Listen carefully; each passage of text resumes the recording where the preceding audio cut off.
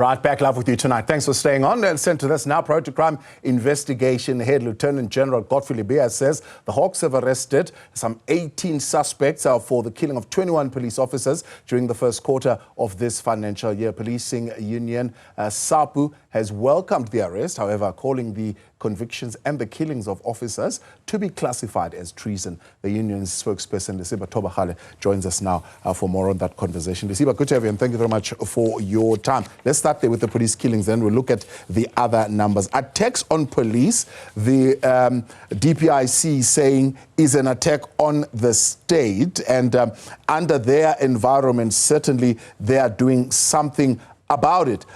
What's your gripe with how this is being approached? I mean, in some instances, you're seeing here 8 sentences, 5 of them being life imprisonment. Thank you so much for having us, Butavo, and greetings to your viewers. From our perspective, clearly we welcome any convictions, any arrests that has been made. But the first prize to us as an organization, we understand the value that police officers bring to the society by making sure that they are keeping the inhabitants of the Republic and also their property safe. So our first prize is clearly to have 0 law enforcement killings, because they are here to ensure that all of us are kept safe. If it happens that some do get killed, then we are also calling on the issue to say there should not be any bail for a police killer. If they are then convicted, they should face harsher sentences.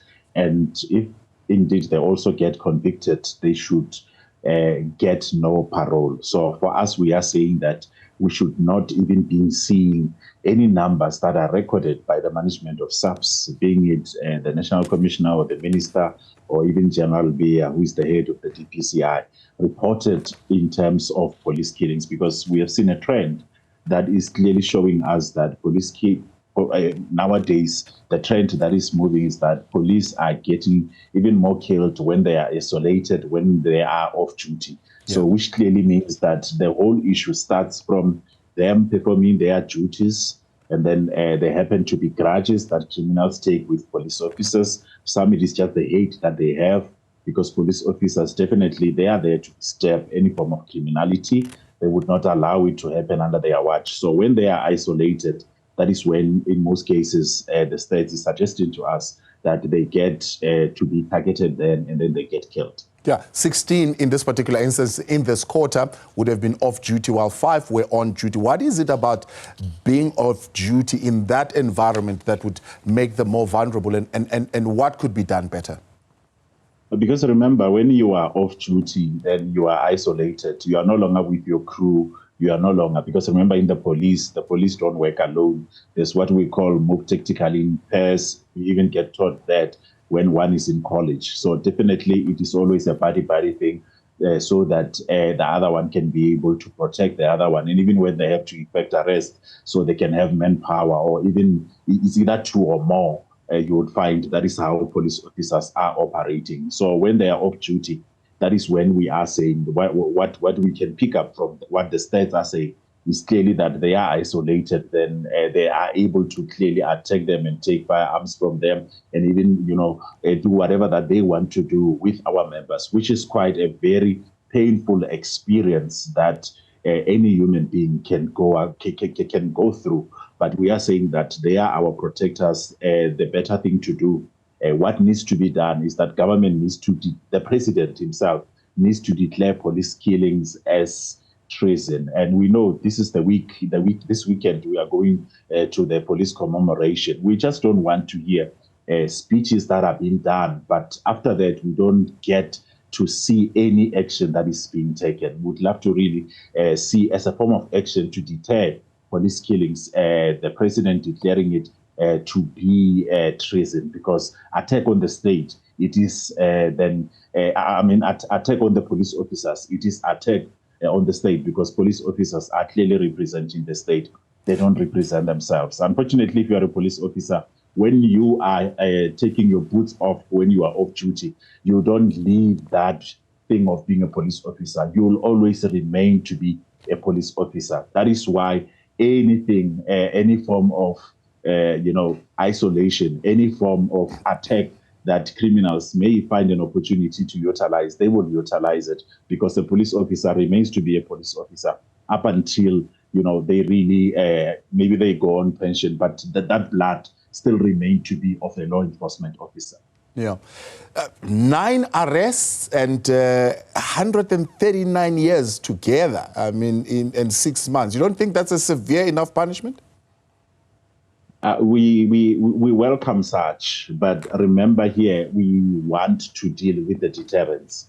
What we want to see happening is to say we don't want to see even a single report that comes out of any incident. We don't want to see any incident that relates to an attack or that relates to a killing of a law enforcement officer. So that is why we are saying that we appreciate what the NPA, what the police did, I mean, the Hawks in terms of the arrest, and what NPA has done in terms of prosecution, and what the Department of Justice has done in order to give such sentences and such convictions. But we want indeed to say that there should not be even a parole, because one has to know that you kill a police officer or you kill a law enforcement officer, you are then attacking, or you are then killing someone who is there, who's playing a very critical role in society to keeping us safe, so that they don't even think of doing such type of action. So that is why we are saying that there should not even be any bail, there should not even be any parole, that those who are indeed found to be responsible for such acts, for them to face such harsher sentences. You understand the environment a little bit more. I mean, of course, police killings would definitely involve firearms. In this quarter, 68 firearms, 1,797 rounds of ammunition have been discovered. Understanding the size and the scope of the problems of illegal firearms, how significant is that number? Definitely, it is quite big. Because we know even in South Africa, we are not just only as a union isolating the issue of police killings alone. We are saying that we've got a challenge when it comes to high level of criminality, high level of murder, because murder is murder. And even the members of society, you find that even those illegal firearms are the ones that are being used to terrorize and even to kill the members of the society. The very same firearms, they then get turned to be utilized as well to attack and even to kill police officers, because definitely they will disturb, such level of criminality. So we are saying that we need to have permanent solutions that deals with removing illegal firearms from our streets, so that the inhabitants of the Republic, including our members who are there to make sure that there is peace and stability, are also kept safe. That's quite important for us. Yeah. The other question, what's your feeling about the system? Is it being overwhelmed? 18,000 or so cases, 5,000 are currently in court, or 5,516 if you like, 11,972 accused, another 1,788 receiving attention by the National Prosecuting Authority with the possibility of going to court. The court roll already full. I mean, if you are looking at enrolling a matter now, they're told that it's only going to enroll in October. Is the system being overwhelmed? Butabo, if you look, if there is a high level of criminality, definitely the system, because it goes through, the police would do investigations, they do arrests, they hand over the docket to the NPA, and the other, other departments, they also come into play to finally have the finalization of a specific case, or even a determination of whether that case would really stand before court or not. As long as you have a high level of criminality, you clearly need to have even more capacity to deal with it. And as we speak, come on, starting from even the police themselves, law enforcement, it is quite overwhelmed. We've seen the lot of shortages that we have, lack of resources, that SAPs, which clearly, deals with crime prevention, and also they deal with investigations. So that system on its own, with the shortages of detectives as well, that is something that is also, we need to give focus to say that the shortage of detectives, where you find that one detective is carrying hundreds and hundreds of dockets. So that on its own, it is really suggesting to you that at an elementary stage, the issue of this investigation or the system itself it is overwhelmed from there to say dockets that are supposed to be really administered by so many detectives are being dealt with by one detective. So that on its own, it is really making the system to be overwhelmed. And imagine when those dockets are then presented before court by the NPA and so on. So we really need to find permanent solutions. And the main thing, when you are dealing with crime, you need to strengthen your crime fighting efforts, your crime fighting strategies, and make sure that is where you are really channeling more of your resource, because the first prize when it comes to crime, it is prevention. The issue of being reactive in terms of investigation, it's something that comes in case a crime was not prevented. But we believe that we need to strengthen crime prevention efforts, and even by making sure that we involve members of society through community policing forum, awarenesses, in making sure that we enhance even resources from the human capital to physical resources in fighting crime to prevent it first, not to allow it to happen.